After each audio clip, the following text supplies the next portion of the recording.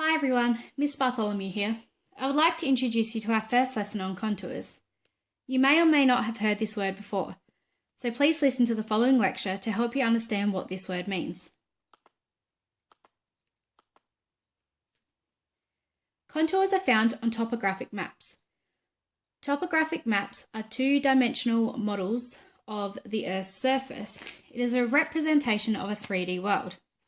The contour lines found on these maps represent the elevation the land is above sea level. I want you to imagine you are standing by these three mountains. Picture this as your 3D world.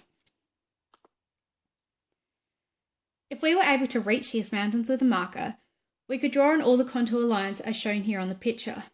Each contour line would be representing an increase in height.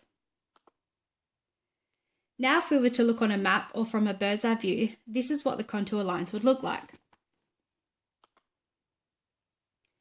As you can see, the contour lines are in the same places on both pictures.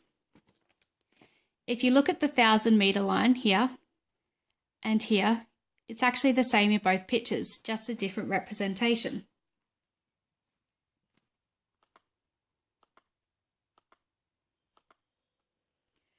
Contour lines are always points of equal elevation, so you will never say start at 500 metres and go to 600 metres.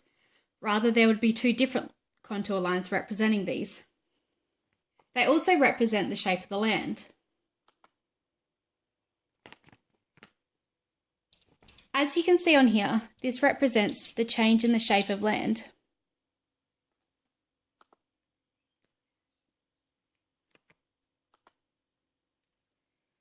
Contours drawn on a map must always be of equal spacing. As you can see on this map here, the contour lines have a spacing of 20 feet.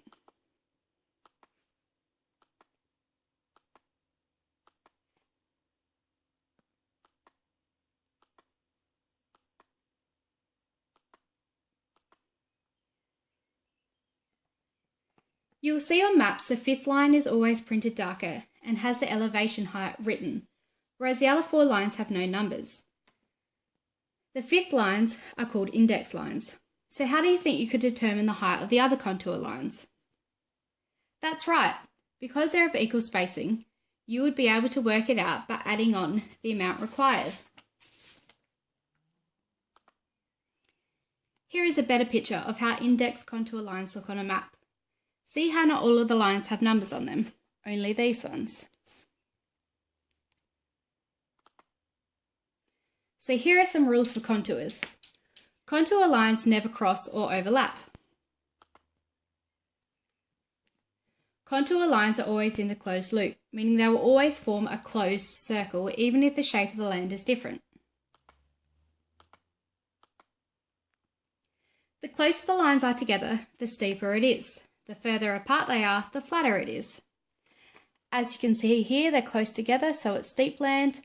Over here, the lines are further apart, so it's flatter.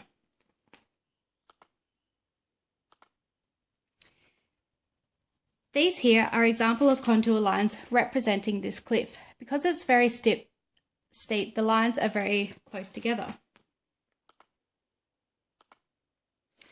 If we look here, this is a map representing this picture. If we headed from A to B, we would be heading from around here to down here. The lines closer together represent coming down the mountain, and as they become further apart, they're representing the flat.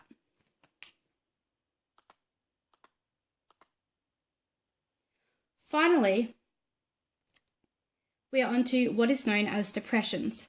Depressions are used for when you are trying to indicate that the land is going down, like a crater or inside of a volcano. They are represented by these dashed lines on the maps.